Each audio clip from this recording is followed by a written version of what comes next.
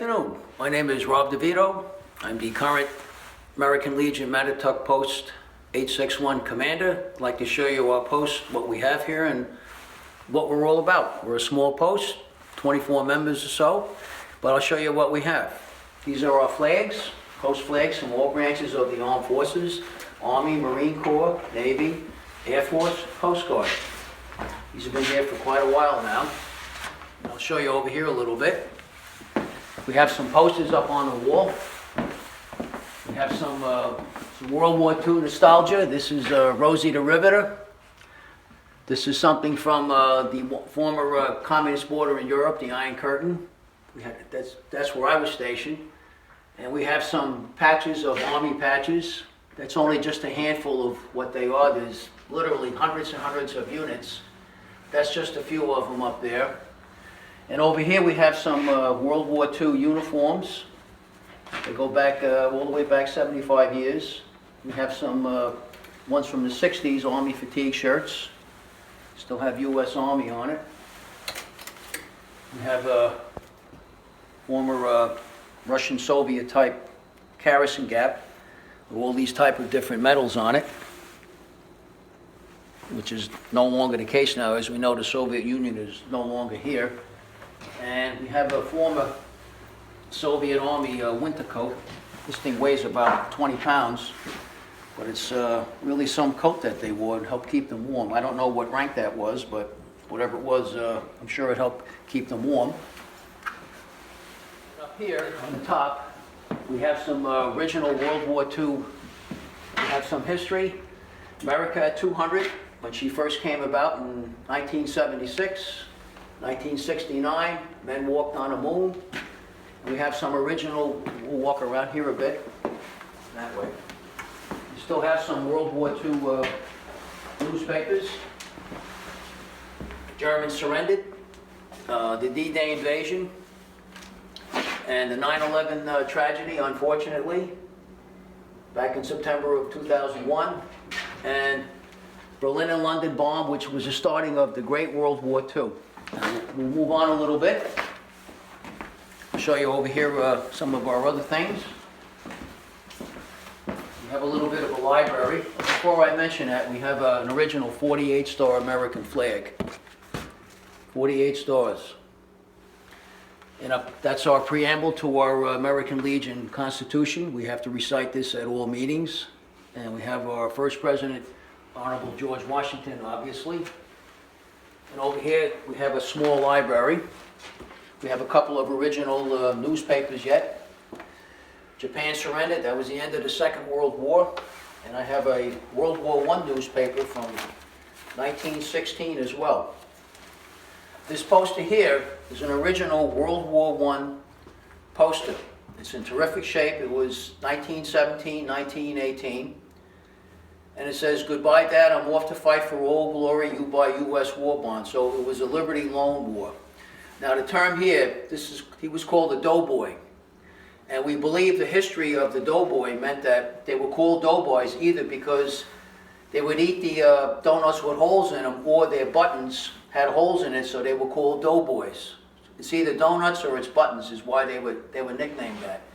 We have a lot of books on World War II, the Vietnam War era. We have some of our caps, original from the post, and some Army helmets. This over here is from the occupation period of Japan. This is hand embroidery. Somebody threw that out, but I took it, I cleaned it up, and I posted it. This here is an original World War II defense bonds, buying defense bonds and stamps. He was a pilot. And this here is just from the Mattituck Legion Post, some of the men from years back. And these here are original draft notices, what they look like. Because I know that myself and many fellas around here were drafted, but this shows you, it says, "Greetings, you're hereby ordered to report for induction into the armed forces. You had no choice, you had to go."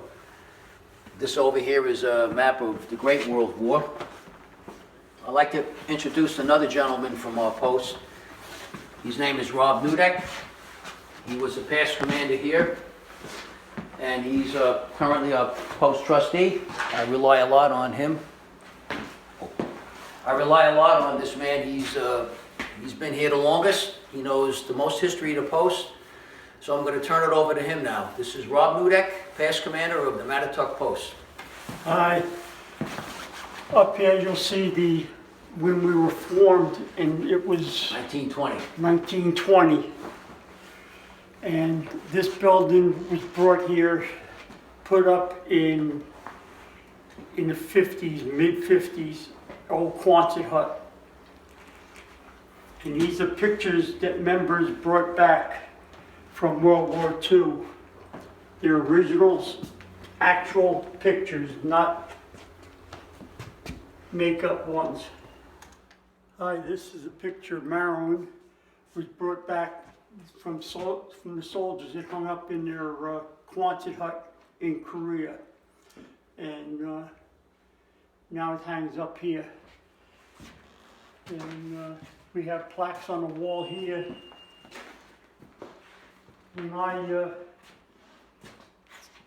Our post is going to fall apart, be disbanded. Our one commander moved to Florida and sent a letter up to New York State to disband this. I got word of it, and I got a hold of Phil Ferguson and myself and got a hold of county guys, and we kept on writing letters. We brought it back to life, and I was nominated commander. And the first 2 years we made first we made 100%. Then the next year we made 133.33% membership. And we've been growing ever since. Continue on, back to me again. Just want to show you just a couple little things. Back during World War II, many people aren't aware of this, but back then everything was rationed. Coffee was rationed, gasoline, you couldn't buy a car, shoes, everything. So you were issued a war ration book, and whatever it was, they would take, whatever you purchased, they would take out a stamp, and you were only allowed that much per month or weekly, whatever it was. The biggest complaint people had at the time was gasoline. They didn't mind the coffee so much, but they didn't like their gasoline being rationed. And we have a couple more up on the wall here, but just to make it a little easier, because it's not that much light in there, so I thought I'd show you here on the table. Back to me again, in case of those who didn't get a chance. My name is Rob DeVito. I'm the current American Legion Post 861 Commander. And there's something I'd really like to talk about, which is very important in the American Legion, National Organization of American Legion. I didn't mention this, but American Legion is America's largest veteran service organization with about 2 million members. But one very important feature we have here is called the Prisoner of War Missing in Action Remembrance Table, and I'll show you that in a moment. But I just want to read briefly what this is. Resolution 288, passed at the 67th American Legion National Convention, held on August 27, 1985, calls for the designation of a prisoner of war missing in action empty chair at official meetings of the American Legion. As a physical symbol of the thousands of American POW MIA still unaccounted for, the message recited prayerfully is as follows, and I'll show you what this is. This is the table, what the American Legion is talking about. And I'm going to tell you what every feature on here has a very important aspect, very important. The table, as you can see, is set for one, is small, symbolizing the frailty of one prisoner alone against his suppressors.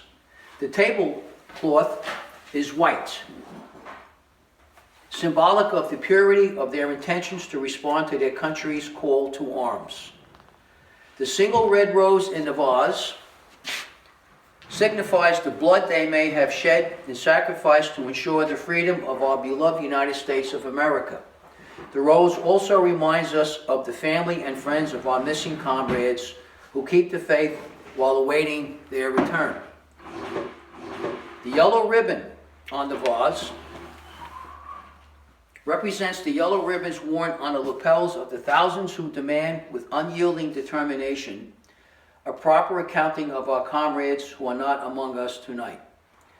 A slice of lemon on the plate reminds of their bitter fate. The salt sprinkled on the plate, you can see there's literally thousands and thousands of grains of salt, reminds us of the countless fallen tears of families as they wait. The glass is inverted. They cannot toast with us tonight because they are not here. The chair is empty. They are not here. The candle is reminiscent of the light of hope which lives in our hearts to illuminate their way home. Away from their captors to the open arms of a grateful nation. Let us pray to the Supreme Commander that all of our comrades will soon be back within our ranks. Let us remember and never forget their sacrifice. May God forever watch over them and protect them and their families. With this, I added a couple of little different things. Many posts around the nation, they have sort of a modern type table, modern type chair. I personally don't think that would be proper, in my personal opinion. So this table is from the 1940s, and I purposely made it a dark color. The chair also, I'll pick it up a little so you can see it, is from the 1940s as well. The darkness of that color means to show the gloom of our prisoners of war.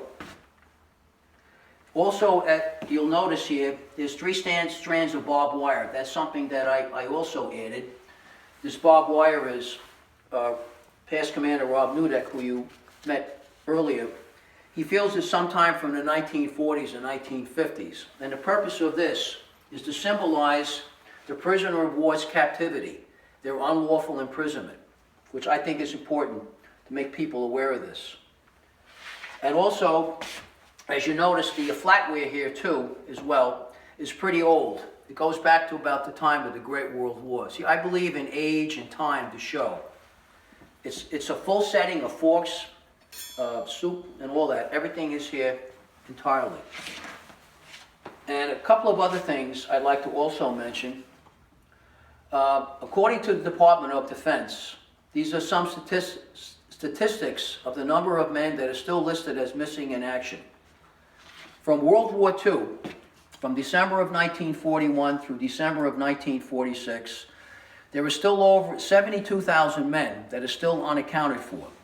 From the Korean conflict, from 1950 through 1953 being the ceasefire, there's somewhere between 3,250 to 4,000 men that are still unaccounted for. And from the Vietnam conflict, from going all the way back to 1957 through 1975, as of the year 2005, there are still more than 1,600 men that are still unaccounted for. And that's why we have this. We acknowledge this at every one of our meetings, at every one of our functions, to remember these men who made the real sacrifice in defense of our country. Hello again, my name is Rob DeVito. I'm the current Mattituck American Legion Post 861 Commander, and to my right is the past Commander Rob Neudeck. We'd like to talk a little bit about our monument out here. We're directly out in front of our post out on the street here. Rob Neudeck is going to talk about the first monument we have here, which is First World War. This is a World War I plaque put up before I was even born. Has all the names of all the members from the post. And down here, this is a special plaque that was erected many years ago. And the reason for this plaque was back in December 27th of 1944, there was a B-24 bomber, 4-engine bomber, coming in from Massachusetts that was on its way to the West Hampton Air Base, which is here also on Long Island, not too far away from here, about 10-15 miles. And for some unknown reason, about 6:30 that night on December 27th, 1944, the plane crashed on a farm just a few miles west of here. And there were 11 men on board. All their names are listed here. And sadly, all 11 of those men perished, and they ranged in ages from 18 through 36 years old. And we just recently, as I've said, we had a commemorative honor ceremony to remember these men who gave their lives in service to their country. And over here we have one other plaque. This is for World War II men. Again, it's in bronze, and for the men who served their country from our area here in Mattituck, and their names are also dedicated.